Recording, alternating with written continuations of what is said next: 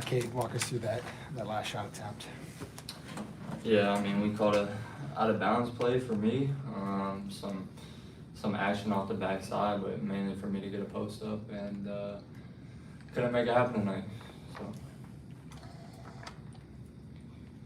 What'd you guys see in kind of the ability to come back from a 13-point deficit? I thought we did a good job sticking together. Like they went on a run early in the second half, and we knew that was kind of a point where we can either stick together as a team and make a run or kind of fall apart. And I thought we did a good job making that effort. Bobby, do you want to talk about Cade's performance just in general today? I mean, he was a huge difference maker. Yeah, I mean, that's like every night. Cade's a warrior. There's really no one else on our team that we know. We want taking those shots like he did in overtime. I mean, he's our guy, and we're sticking with him every single night. Looked like Nico kind of got into you guys at the timeout early in the second half. What was kind of his message when you guys give up that 6-0 spurt? Yeah, just attention to detail. That's something we pride ourselves on, and he just thought we were lacking in that area at the moment. This game had a lot of ebbs and flows. What do you think kept you guys composed in some of the physical moments at the end there? Yeah, I mean, it was tough. There was a lot of physicality, like you mentioned. I mean, it really is just us being connected as a team that makes the difference, or at least helps us put us in position to be successful. Do you think fatigue was an issue at all? No, I mean, obviously that's part of the game, but I don't think that's really any different from any other game. I mean, we know what it is every time we're on the court. What was your guys' view of that last foul on Langston? I mean, at the end of the day, we just control what we can control. They're trying to do their jobs out there, and we're trying to do our jobs. Not much we can do about it. They weren't exactly jumping into their possessions and stuff. They liked to yo-yoing out there for 25 seconds. And did you know they were going to do that? It was just different than what they usually do. They had a few guys that we knew they keyed in on most of the time, so that was part of our game plan going into it. How'd you guys feel Langston did on Chad? He didn't score from, I think, the 8-minute mark in the second half until those free throws at the end. Yeah, I mean, Mason is an awesome defender. I thought he did a good job on him. Obviously, he picked up some fouls early, but when he was out there, he did a really great job on him. What are things that you guys want to carry over that you've learned already from this game? Obviously, you've had a film session or not, or you haven't had film session, but like, what do you want to take away from this game? I think just the fact that the game's 40 minutes long. This one was 45, but there's going to be ups and downs, and every single game is about staying level-headed and staying with that team together mentality, not getting too far away from ourselves. I think that's a big thing. It's your first time in the schedule. What'd you guys learn about the Iowa rivalry, and what do you expect with Wisconsin? Yeah, I mean, we learned that Iowa, their fans were here, and we knew that it was a big game. So, I mean, it was cool for us to win that one. And with Wisconsin coming up, it's kind of where our focus is, obviously. Learn from this and then get ready for that big matchup. Anything else for players? All right, thanks guys. Thanks for the time, guys. Minnesota head coach Nico Medved. We'll start with an opening statement and then followed by questions. Coach? Heartbreaking loss here tonight in so many ways. We knew USC would be ready to roll. Probably a little bit flat-footed, maybe to start the game. Defense kind of wasn't what it needed to be. Again, you give them credit. Mazar is a kid who can really get going. I thought he made some tough shots early too, and that kind of basket probably looks bigger, when that happens. I'll say this, down 13 there in the second half, guys kind of running on fumes. I thought they really dug deep, to find a way to come back and give themselves a chance in both regulation and overtime. And man, we just needed to make one more play, and we just couldn't find a way to get the job done. Nico, you talked about a little flat-footed. What was your message the first time out in the second half? Yeah, I thought, I thought we did withstand Langston and Kroc picking up 2 fouls each in the first half, and you're kind of like, do you put them back in with 2? But we were kind of hanging around, 6 or 7, and we decided not just. So I thought our guys did a decent job. I thought we were a little stuck on offense, that way. But we withstood that. We had to come out, tighten some things up defensively. I thought we did that. We just talked about, digging deep, finding some resiliency. We were going to find a way to give ourselves a chance. And again, I think the growth of this team I think, maybe a month ago, we go down 13 against a team like that. We were, we might have gone the other direction, but we didn't. And, we had Kai Shinholster out there playing and Grayson. And I just thought everybody came out there, played really hard. We just didn't quite execute well enough. And we just needed to make 1-2 more plays and we just weren't able to do it.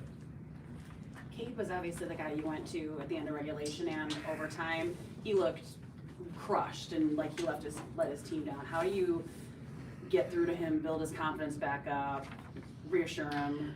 I mean, that's part of being the man in the arena. I mean, you're not going to make the shot every time. It's not going to go your way. I thought that the one in regulation, I thought we actually had it. We just didn't quite execute it, and I don't, says one guy just didn't quite get to the right spot. I always put that on me if they didn't quite understand what we were going to do out of the timeout, but we kind of didn't clear out the gap that we wanted to.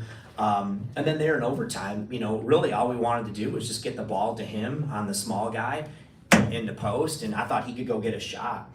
And he got the ball where we wanted it to. It's actually same kind of actually ran the NCAA tournament last year at Colorado State, and the kid really made a nice play. I thought he was going to dribble into a move, and the kid tipped it, from behind, just knocked the ball away from him, and then from there, ball's on the baseline, and we were kind of stuck. And yeah, I mean, I'm sure he's beating himself up, but man, he made a lot of plays to even give us a chance to be in the game, tonight too. And so it's easy to forget those things, and we wouldn't have had some of the success we're having without that kid. So it's part of being out there in these games. It didn't go his way tonight, but he'll bounce back.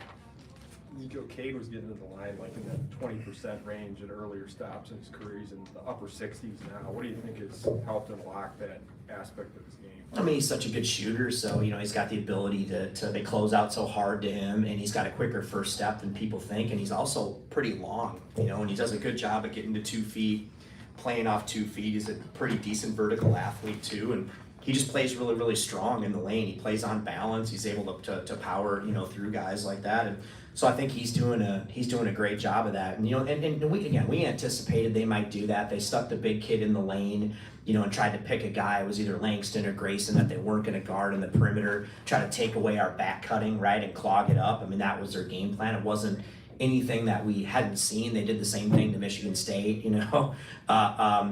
But, tonight we got a little bit stuck at times. But again, I thought as our defense got a little bit better, we were able to get some stops and then get out in transition. They were in no hurry on their possessions the last 15 minutes.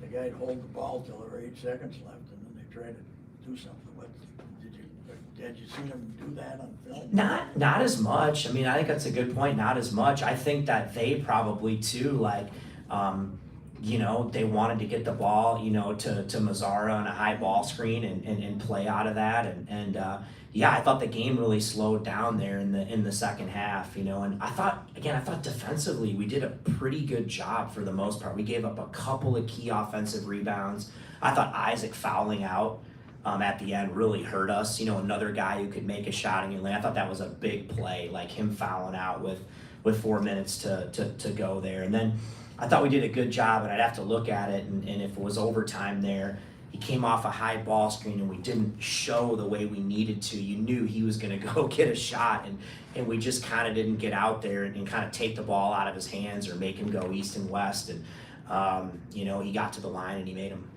Coach, despite the result, can you describe what this game represented with 2 men, 2 coaches like yourself and Coach Musselman, who grew up with the same Minnesota Gopher roots? What's that represent?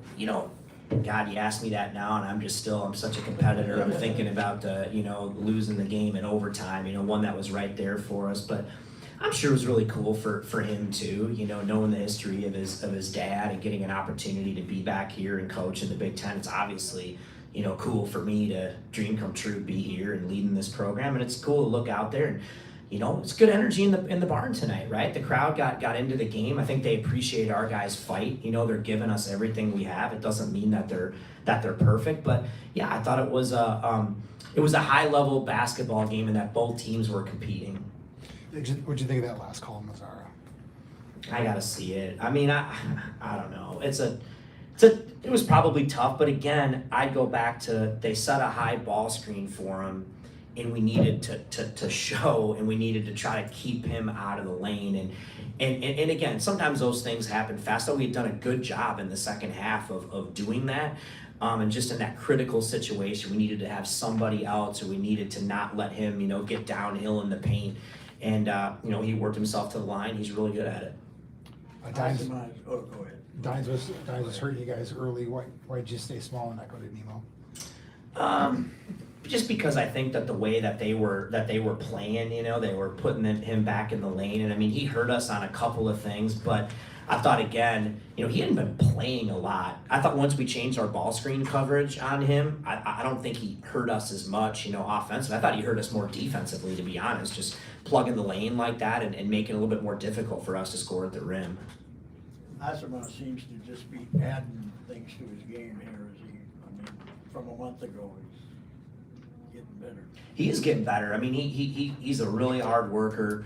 He's so coachable. Tries to do the right thing. I think he's an excellent shooter. He's strong. He's shifty.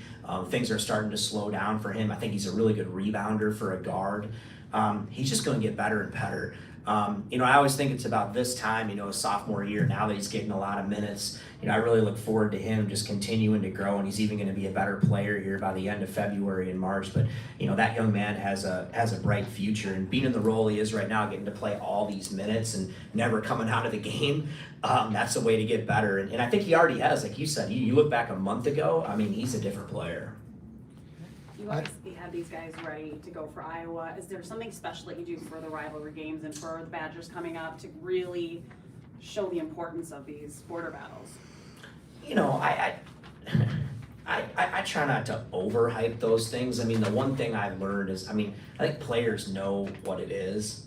And I tell the guys too, I think in a rivalry situation, you want guys to play with emotion, but not to play emotional. I think it's different. If you play emotional, I think you can lose your mind and you do things that are out of character. You gotta play with great passion and emotion, but you still have to do the things, that you can do to execute to win. And listen, this will be a hard one. It's gonna sting. We're off tomorrow, which I think is gonna be great. This team needs a day off. And then we gotta do like we did with winning. We gotta get over it, and we gotta come in. This league is tough, man. You start feeling sorry for yourself because one didn't go your way, and then you let it carry into the next one. This one's over. When we get up Sunday, we'll learn from it. There's some things we learn, but then we got the Badgers coming in here on Tuesday, and we gotta be ready to bring our best. Nico, you turned them over 14 times, so I think you only had 6 points off those turnovers. Is that an area you look at? Yeah, I absolutely. I thought that we had an opportunity to hurt them a little bit more in transition than we did. And I agree. I thought I have to go look at the film of what they did, but I don't think we got enough opportunities, that way in transition when we got stops, try to beat them down the floor and get into the paint. And probably not as good as we needed to here tonight. Thanks, Coach. Yeah, on TV, the first 11, you didn't get a point off the first 11 turnovers. Yeah, and that's rare. But I agree, we needed to attack, a little bit better than we did. Thank you.